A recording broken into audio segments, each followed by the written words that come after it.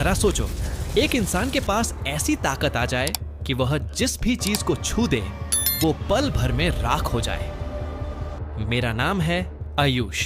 अनोखी सिनी वर्ल्ड में आपका स्वागत है और चलिए सुनते हैं हमारी आज की कहानी। कहानी की शुरुआत होती है नॉर्वे के जंगल में, जहां एरिक नाम का एक अमेरिकन आदमी अकेले छिपकर रह रहा था। उसके पास न तो पैसे थे और न ही खाना। असल में वह नॉर्वे में अपने परिवार को ढूंढता हुआ आया था, लेकिन अफसोस अब तक किसी का पता नहीं चल पाया।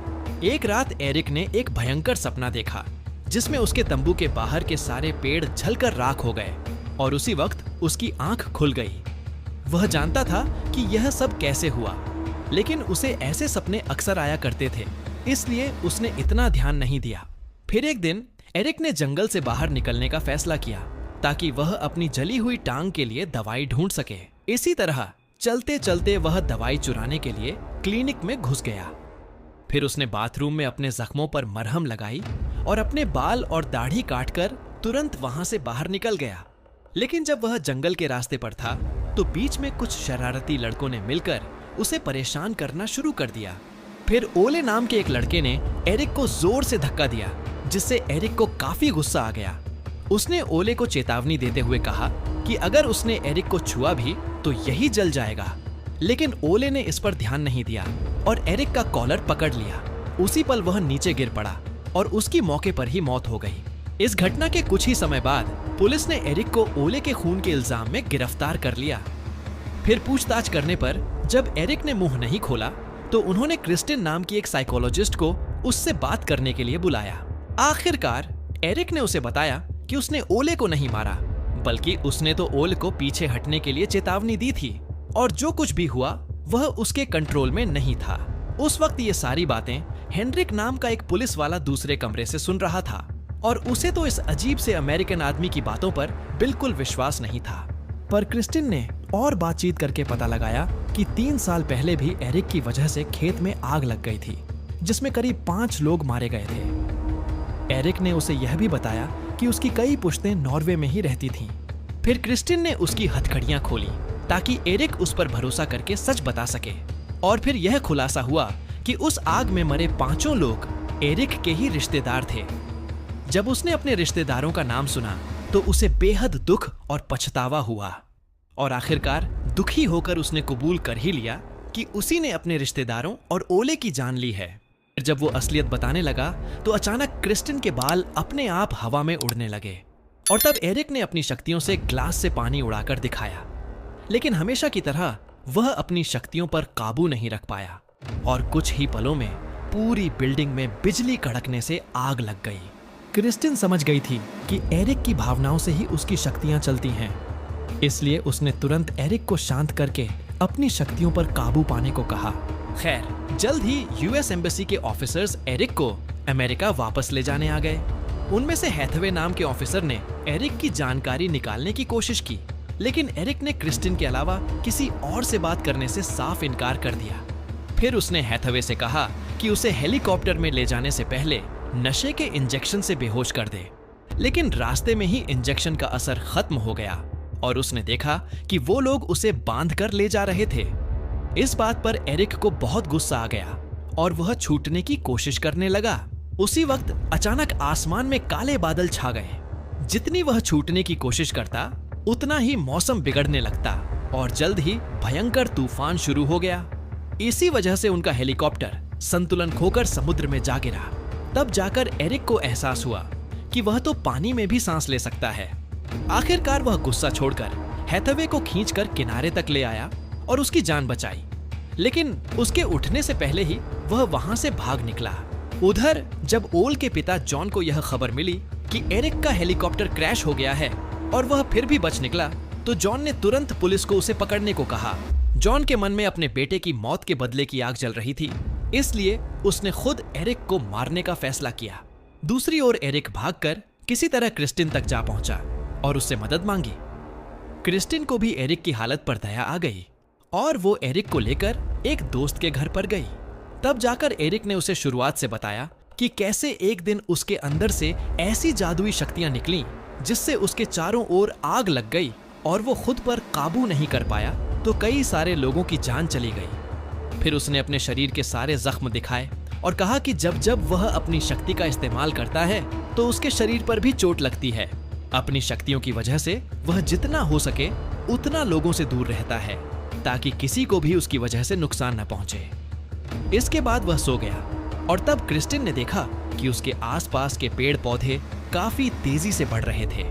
उधर हैथवे भी किसी तरह एक हॉस्पिटल तक पहुंची और उसने पुलिस को बताया कि एरिक के पास मौसम बदलने की भी शक्ति है और उसने जानबूझकर प्लेन क्रैश करवाया ताकि वह खुद बचकर निकल सके। वहीं दूसरी ओर क्रिस्टिन एरिक की शक्तियों के बारे में और गहराई से जानना चाहती थी, इसलिए उसने एरिक के साथ उसी खेत में जाने का फैसला किया जहां से यह सब शुरू हुआ था। उधर पुलिस ने एरिक और क्रिस्टिन को भगौड़ा घोषित कर दिया, इसलिए उन्होंने कई सड़कों पर बैरियर लगाकर लोगों की जांच करनी शुरू कर दी थी। जब क्रिस्टिन ने देखा तो उसने गाड़ी दूसरे रास्ते पर घुमा दी, पर वहां एक ट्रक के सामने वह गाड़ी रोक नहीं पाई। अचानक एरिक भी काफी डर गया, जिससे उसमें से जोरदार बिजली की तरंगें निकलने लगी और उनकी गाड़ी वहीं खराब हो गई। खैर, इस सब के बावजूद भले ट्रक ड्राइवर ने उन दोनों को लिफ्ट दे दी। जल्द ही हैथवे और हेनरिक को सड़क पर क्रिस्टिन की गाड़ी मिल गई और वो समझ गए कि वह दोनों कहां जा रही हैं। अब उन्होंने एरिक और क्रिस्टिन को हार्ड एंगर ब्रिज पर पकड़ने का फैसला किया। जब एरिक और क्रिस्टिन ब्रिज पर पहुंचे तो उन्होंने देखा कि पुलिस पहले ही उनके सामने खड़ी थी। अब मजबूरन एरिक को अपने आप को पुलिस के हवाले करना पड़ा।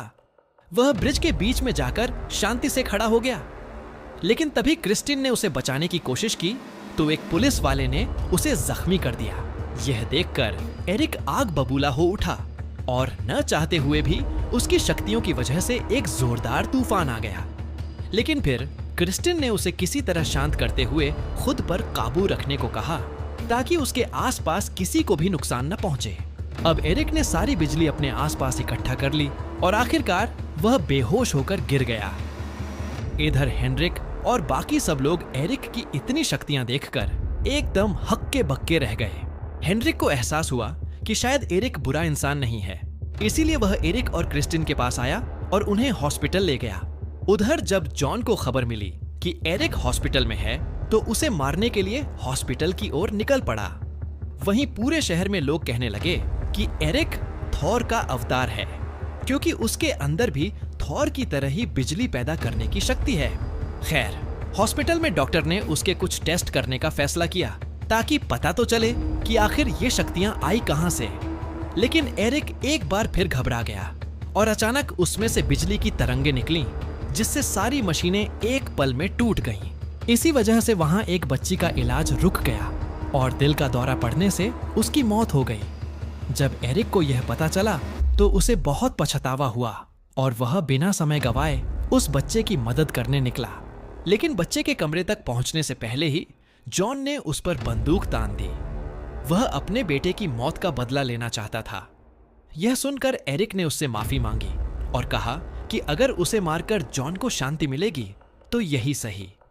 लेकिन इस वक्त उस बच्चे को एरिक की मदद की जरूरत है। यह सुनकर न जाने कैसे जॉन का भी दिल पिघल गया और उसने एरिक को मारने का इरादा छोड़ दिया। अब एरिक तुरंत उस बच्चे के कमरे में पहुंचा और उसकी छाती पर हाथ रख दिया।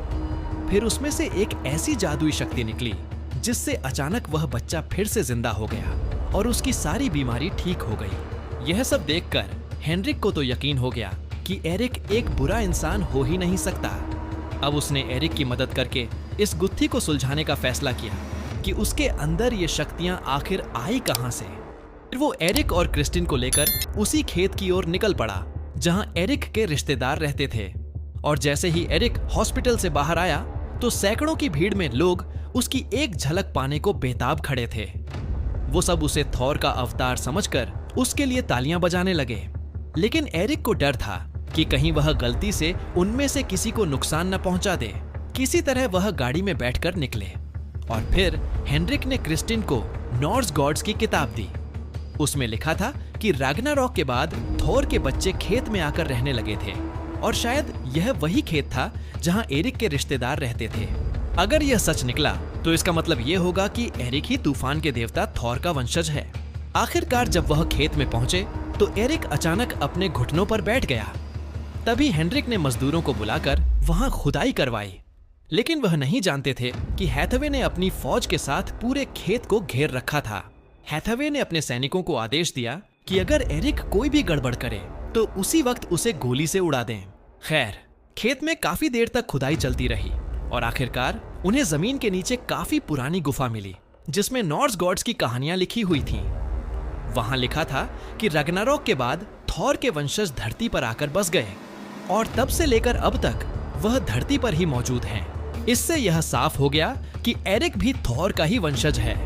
आखिरकार अब एरिक के गुफा के अंदर जाने का समय आ गया था जहां उसे थॉर का हथियार मिलेगा। फिर जब एरिक गुफा के बीच पहुंचा तो उसे बक्सा मिला जिसमें दस्ताने और बेल्ट थी और आखिरकार उसे थॉर का वह मशहूर हथौड़ा म्योल्निर मिला। जैसे ही एरिक ने ये तीनों चीजें पहनी तो अचानक आसमान में जोरदार बिजली कड़की जिससे एरिक थॉर के हथौड़े से बिजली को काबू कर सकता था। आखिरकार वह तूफान का देवता थॉर बन गया था और फिर जैसे ही वह गुफा से बाहर निकला तो हजारों लोग बैरिकेड तोड़कर उसकी तरफ भागने लगे ताकि वह थॉर और उसके जादुई हथौड़े के दर्शन कर सके। सबसे पहले क्रिस्टिन भागती हुई उसके पास पहुंची क्योंकि उसे इस बात की बेहद खुशी थी कि आखिरकार एरिक को अपना असली सच पता चल गया था। अब शहर के लोग भी एरिक को इज्जत भरी नजरों से देखने लगे थे और उसी समय हैथवे ने बाहर से एरिक को गोली मारने का आदेश दे दिया। लेकिन गोली सीधा जाकर क्रिस्टिन को लगी जिससे उसकी मौके पर ही मौत हो गई। यह देखकर एरिक अपने गुस्से पर काबू नहीं रख पाया और उसने हथौड़े को जोर से घुमाना शुरू कर दिया। आसमान में इतनी जोरदार बिजली कड़की कि डरकर सभी लोग वहां से भागने लगे और कुछ लोगों की मौत भी हो गई। आखिरकार चारों ओर खबर फैल गई कि थॉर के वंशज धरती पर फिर से आ गए हैं और सरकार ने एरिक को आतंकवादी घोषित कर दिया। इससे पता चलता है कि इंसान के हालात ही उसे अच्छा या बुरा बनाते हैं। चलिए मिलते हैं अगली मूवी में और अगले पार्ट के लिए लिखिए पार्ट 2। धन्यवाद।